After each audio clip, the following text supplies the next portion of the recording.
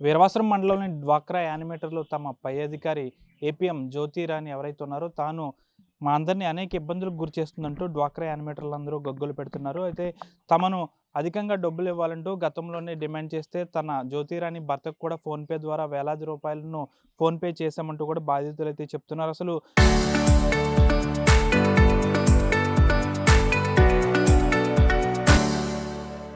APM అంటే వీరందరూ కూడా డ్వాక్రా యానిమేటర్లు వీరవాసరం మండలానికి సంబంధించి వీరి పై అధికారి ఎవరైతే జ్యోతి రాణి ఉన్నారో ఏపీఎం తను నిత్యం కూడా తమను డబ్బులు ఇవ్వాలంటూ వేధిస్తుందంటూ వీరందరూ బాధపడుతున్న పరిస్థితి కూడా నెలకొంది. అసలు ఏపీఎం జ్యోతి రాణి తమను ఎందుకు డబ్బులు డిమాండ్ చేస్తుందనేది ఈ బాధితులు యానిమేటర్లు అయితే ఉన్నారు వారిని అడిగి తెలుసుకుందాం. మీ పై అధికారి ఎవరైతే ఉన్నారో జ్యోతి రాణి మిమ్మల్ని డబ్బులు అడుగుతుందని మీరు అంటున్నారు. ఎప్పటి నుంచి అడుగుతున్నారు? ఎందుకు అడుగుతున్నారు? ఆవిడైతే వచ్చిన కాడి నుంచి అడుగుతున్నారండి. ఇప్పుడు స్టార్టింగ్ ఏం కాదు. రాగానే స్టార్ట్ చేశారు. కాకపోతే అప్పులిస్తున్నట్టు అడిగారంట ఫస్ట్‌లో. అయితే ఇచ్చేస్తారు కదా అన్నట్టు ఇచ్చారు. ఇచ్చి నష్టపోయినోళ్ళు కూడా ఉన్నారు. తర్వాత నుంచి ఇంకా పర్సనల్‌గా మామూలుగా ఎవరైతే కొంచెం వీక్‌గా వర్క్ చేయడం రానోళ్ళుంటారు వాళ్ళని అడగడం. తర్వాత మళ్ళీ ఉన్న వాళ్ళని కూడా బ్లేమ్ చేయడం. ఇవ్వకపోతే గనక వాళ్ళని ఇబ్బంది పెట్టడం అలా చేస్తున్నారు. మళ్ళీ మమ్మల్నయితే 25,000 చొప్పున ప్రతి సీఏ దగ్గర వసూలు చేసి ఇమ్మని కూడా అడిగారు. అయితే మేము అడుగుతున్నామండి. ఇప్పుడు అమౌంట్లు ఇలా అడగడం కరెక్ట్ కాదు కదా అనేసి మొత్తం సీఏలందరూ అడిగేసరికి సీఏల మీద కొంచెం సీరియస్‌గా మాట్లాడడం, ఆవిడ తిరుగుబాటు చేయడం అది చేస్తున్నారండి. చేస్తూ మేము నాయకుల్ని ఆశ్రయించేసరికి నాయకుల దగ్గరికెళ్ళేసరికి నేను క్యాస్ట్ తక్కువనేసి నన్ను ఇలా బ్లేమ్ చేస్తున్నారు. నన్ను పంపించేయడానికి చూస్తున్నారనేసి మాట్లాడుతున్నారండి. అంటే మీ ఏపీఎంకి జీతం వస్తదా? వస్తదండి. అంటే మరి మిమ్మల్ని ఎందుకు డబ్బులు అడుగుతున్నారంటే మీరు కూడా వాళ్ళు ఎవరైతే జ్యోతిరావు ఉన్నారో తన భర్తకు కూడా మీరు ఫోన్‌పే చేశారు కదా! మీరెందుకు చేశారు అసలు మరి? అంటే అవసరమని అత్యవసర పరిస్థితి అనేసి ఇంకా మిమ్మల్ని కాకపోతే ఇంకెవరిని అడుగుతానమ్మా అనేసి అడిగారండి ఫస్ట్‌లో. అడిగితే చాలామంది కొంచెం కన్విన్స్ అయినోళ్ళు ఇవ్వడం జరిగింది. అలా ఇచ్చినోళ్ళకి కూడా వెనక్కి తిరిగైతే ఏమీ ఇవ్వలేదు. తిరిగి ఇవ్వకపోగా మళ్ళీ నాకైతే ఏమీ ఇవ్వలేదని కూడా ఆవిడ అంటున్నారండి. ఎందుకంటే ఆవిడ ఏయించుకున్నది కూడా ఎప్పుడు ఆవిడ పర్సనల్ అకౌంట్‌కి ఏయించుకోరు. ఎప్పుడు భర్త అకౌంట్ ఇవ్వడం, దానికి ఏయించుకోవడమే చేస్తారండి. అంటే నాకు ఇబ్బందులున్నాయి డబ్బులు ఇవ్వండి అంటుంది ఆవిడ అంతేనా? అంతేనండి. హ్మ్. నాకు కొంచెం అత్యవసర పరిస్థితి. నాకు అమౌంట్ రాగానే ఇచ్చేస్తాను. ఇలా అంటున్నారండి. అంటే ఇంకేమన్నా వేరే ఉద్దేశం ఏమైనా ఉందనుకుంటున్నారా? వేరే ఉద్దేశంతోనే అయితే మమ్మల్ని మీకిచ్చిన అడగలేదు. డబ్బులు ఎప్పుడైనా రిటర్న్ ఇచ్చారా? ఎవ్వరికి యానిమేటర్‌లు ఇవ్వలేదండి వాళ్ళకి అస్సల. కూడా. ఎవ్వరికి ఇవ్వలేదండి. మీరెప్పుడన్నా ఇచ్చారా మీరు? మీరు. నేనైతే 7,000 ఇచ్చానండి క్యాష్. నన్ను ఆ రోజు 20,000 అడిగారు. నా అకౌంట్‌లో 7,000 ఉంటే ఆవిడ చాలా సార్లు ఫోన్ చేసి ఇలా అత్యవసర పరిస్థితి అనేసంటే ఇచ్చానండి. 7,000 ఏసాను. ఏసినయి కూడా నాకైతే ఏమి తిరిగి ఇవ్వలేదండి. ఒకవేళ నా దగ్గర అమౌంట్ లేదంటే ఏమంటది ఆవిడ? అసలు అమౌంట్ లేదన్నా ఇచ్చేస్తానురా, చూస్తానురా అంటారంతే. నేను అలా కూడా ఒకసారి అడిగానండి. అహా! మ మీ అమౌంట్ నా దగ్గర లేదని మీరంటే ఏమంటది? ఆవిడేమంటది? అస్సలు ఇవ్వాలని అంటదా డిమాండ్? అంటే ఇవ్వాలనే టార్చర్ పెడుతున్నారండి. ఖచ్చితంగా ఇంక వాళ్ళని టార్గెట్ చేసేస్తున్నారండి. టార్గెట్ చేస్తారు. హ్మ్. హ్మ్. ఇంకా పగలు రాత్రులు లేకుండా ఓ కొంత సార్లైనా చేత్తారండి. డబ్బులిచ్చేంత వరకు హ్మ్. ఎయ్యండ్రా ఫోన్ సర్లేండి ఎవరినన్నా అడిగి పక్కోళ్ళని అడిగి చూస్తానండి అనంటే, ఈలోపు ఒక 10 సార్లైనా చేత్తారావిడ. హ్మ్. చేసి అసలు ఇచ్చేదాకా అసలు ఊరుకోరండి. హ్మ్. ఇలాగే ఎవరు అండ్లూరు అమ్మాయి ఒక సీఏ ఉందండి. తన్నే రూ. 1,00,000 అడిగిందావిడ. అడిగితే, అయ్య బాబోయ్! ఆ అమ్మాయేమో నాకు ఫోన్ చేసింది. "అక్క ఇలా రూ. 1,00,000 అడుగుతుందే నేనెక్కడి నుంచి తెచ్చివ్వనక్క" అనేసేసి అంటే, 1,00,000 దగ్గర నుంచి 50,000కి వచ్చేత్తారండి. ఫస్ట్‌లో 1,00,000 అడుగుతారు. తర్వాత 50కి వచ్చేత్తారు. ఆ కాడ నుంచి 10, 5 లాస్ట్‌కి 10, 5 దాకా వచ్చేత్తారావిడ. లాస్ట్‌కి ఆ అమ్మాయి 10,000 ఇవ్వడానికి రెడీ అవ్వి, ఆ 10,000 నాకే ఇచ్చిందండి ఆ అమ్మాయి. "అక్క నువ్వే కొట్టు నీకిస్తాను" అని చెప్పి. నేను కూడా నా నా ఫోన్‌పే నుంచే ఆళ్ళ ఆయన గారి ఫోన్‌పేకి కొట్టానండి 10,000. హ్మ్. కొడితే మళ్ళీ ఆ 10,000 కొట్టినా కూడా ఆవిడ ఆ అమ్మాయిని ఇంకొక 5,000 ఎయిరా. ఎలా ఉంటదంటే ఆవిడ ప్రవర్తన అంటే ఆవిడ డబ్బులేవో మా దగ్గర దాచినట్టు ఉంటదండి. ఓకే. అంటే ఆవిడ ప్రతి నెల అడుగుతారా? ప్రతి నెల అనేం కాదండి. నెల అనను ఆవిడ టైమింగ్స్ ఏమి ఉండదండి. నెలకో టైం ఇవ్వదు ఆవిడ. ఇంకా ఆవిడ ఇష్టం వచ్చిన దగ్గర నుంచి డబ్బు, డబ్బు, డబ్బు. ఇలా మేము చాలా సంవత్సరం నుంచి మేము జాబ్ ఇంతలా ఉన్నప్పుడు ఎప్పుడైనా మీ పై అధికారులకి మీకు పీడీ ఉంటారు కదా! వారికి గాని ఎవరన్నా కలెక్టర్‌కి ఎవరికైనా ఫిర్యాదు మేము చేసారా? మొన్నటి వరకు చెప్పలేదు సార్. మొన్న అంతకుముందు ఇచ్చామండి. నేనే ఇచ్చా 50,000 ఇచ్చాను. 50,000 ఇచ్చాను. ఆవిడ ఇవ్వలేదు. సరే అయిపోయింది. సర్లే ఇస్తది అడుగుతున్నాను. ఏవండీ నేను ఎవరోళ్ళ దగ్గర తీసుకొని ఇచ్చానండి. ఇవ్వండి మేడం గారు వాళ్ళు అడుగుతున్నారంటే, ఇదిగో ఇస్తాను, అదిగో ఇస్తాను అంటానే అలా జరుపుకుంటూ వచ్చారు. మాకు తెలియకుండా అందరి దగ్గర, నాకు తెలియకుండా వీళ్ళ దగ్గర కొంతమంది ఆళ్ళు ఇచ్చారన్న సంగతి మాకు తెలీదు. మేము ఇచ్చామన్న సంగతి ఆళ్ళకి తెలియకుండా తీసుకున్నారు. సరే ఇలా జరుగుతుందండి. ఇవాళ కాతే రేపైనా ఆవిడ మారతారులే, ఇంకా ఇవ్వకుండా ఉంటే ఉండదు కదా అని అనుకున్నాము.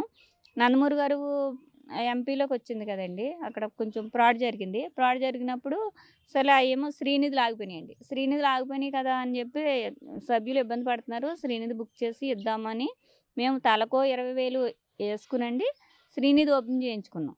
శ్రీనిధి ఓపెన్ చేయించుకుంటే ఇప్పుడు మళ్ళీ మొదలుపెట్టింది ఆవిడ. శ్రీనిధి ఓపెన్ అయింది కదా! నాకు కూడా మేము దగ్గర 9,00,000 రూపాయలు వివోఏలు అందరూ కలిపి మనిషికి వివో వచ్చి 20,000 చొప్పున కట్టామండి. కడితే శ్రీనిధికి కట్టాం.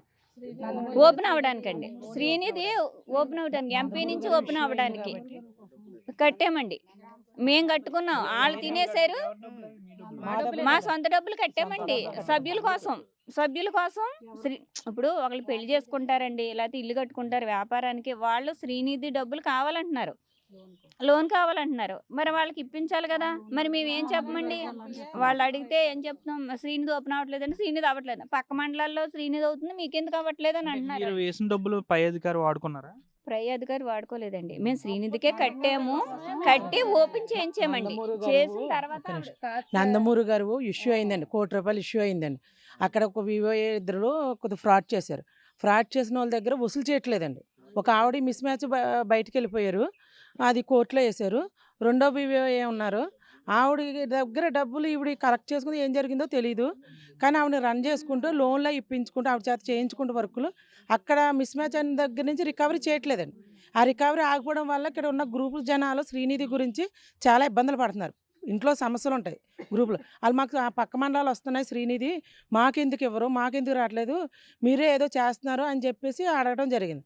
కాదమ్మా మా మండలం ఇలా జరిగిందంటే మేము ఇస్తాము, మీరు వేసి కట్టండి డబ్బులు, మీరు ఓపెన్ అవుతుంది శ్రీనిధి, అవగాహన ఆవిడ చేత ఇప్పించే బాధ్యత మాదే అని చెప్పి ఏపీఎం గారు వీళ్ళు కమిట్మెంట్ ఇచ్చారండి. సరే ఆవిడ ఏముందండి, ఇవోఏ మేము ఇస్తానండి, నేను 2 నెలలు ఇచ్చేస్తాను డబ్బులు అని చెప్పేసి అంటే వీళ్ళు 9,00,000 రూపాయలు కట్టారండి. ఇప్పుడు కట్టిన తర్వాత కూడాను ఇప్పుడు మళ్ళీ ఇంకో వివోఏలని ఇంకొక 20,000 కాడికి వసూలు చేసి నాకు ఇవ్వండి, అలాగా నా అవసరాలు ఉన్నాయి, నేను తర్వాత అవసరాలు తీరాక మీకు ఇస్తాను ఎప్పుడైనా, నాకు ఇవ్వండి అని చెప్పేసి అడుగుతుందండి. ఆవిడ డిమాండ్ చేస్తుంది. ఇప్పుడు ఏ వివోఏ అయినా సమస్య ఉందనుకోండి, కొంతమంది వర్క్ చేస్తారు, బాగోకపోవచ్చు, అలాంటి వాళ్ళందరినీ డిమాండ్, లేకపోతే క్యాస్ట్ ఫీలింగ్గా మాట్లాడాలో, లేకపోతే మీరు వర్కులు చేయట్లేదు, ఈవిడ దగ్గర నా గురించి వీళ్ళ దగ్గర ఇలా మాట్లాడాలో చేస్తుందండి. ఆవిడ చాలా ఓవర్గా వెళ్తుందండి. కానీ మాకు అయితే ఏపీఎం వద్దని చెప్పేసి చెప్పడం జరుగుతుంది ఆవిడకి. అంటే మీ ప్రధానమైన డిమాండ్స్ ఏంటి? మీరు ఇచ్చిన డబ్బులు వెనక్కి ఇవ్వాలనుకుంటున్నారా, లేకపోతే ఆమెపై చర్యలు ఏమైనా తీసుకోవాలని చెప్తున్నారా? చర్యలు తీసుకోమనే చెప్తున్నామండి. ఆల్రెడీ మేము మండల నాయకులను ఆశ్రయించామండి. తర్వాత ఇక్కడి నుంచి ఇలా కాదని చెప్పేసి మళ్ళీ మేము కలెక్టర్ గారిని పర్సనల్గా కలిసామండి. కలిసి మేము మా సమస్యలన్నీ చెప్పుకుని కలెక్టర్ గారిని ఆశ్రయించి మేము అన్నీ ఇచ్చామండి. మేము యాక్షన్ తీసుకుంటామని మాట్లాడతాం పీడీ గారితో అన్నారు. మరి ఏం మాట్లాడారో ఏంటో కూడా మాకు ఇప్పటివరకు తెలీదండి. ఒకటండి, ఇప్పుడు ఈవిడ విభజించి పాలిస్తుందండి. ఎలాగంటే మేము వివోఏలందరూ కూడా నా మండలంలో 46 మంది ఉన్నామండి. అందరూ కలిసే ఉంటామండి, కలిసికట్టుగా ఉంటాం. అయితే ఈవిడ ఏం చేస్తుందంటే, ఈవిడ వచ్చిన కాడి నుంచి అంటే విడిపోయామండి మొత్తం. అంటే ఒక్కొక్క వివోకి కాల్ చేస్తారండి. అయ్యో మీ అంతటి లేరండి, అప్పటికి ఆవిడ దాంట్లో పడిపోతారు, మాట్లాడతారు. నా ఏపీఎం గారు నాతో కాబట్టి మాట్లాడుతున్నారు పై అధికారి, అందుకని స్టేజ్కి వచ్చేసామండి వివోలు అందరూ.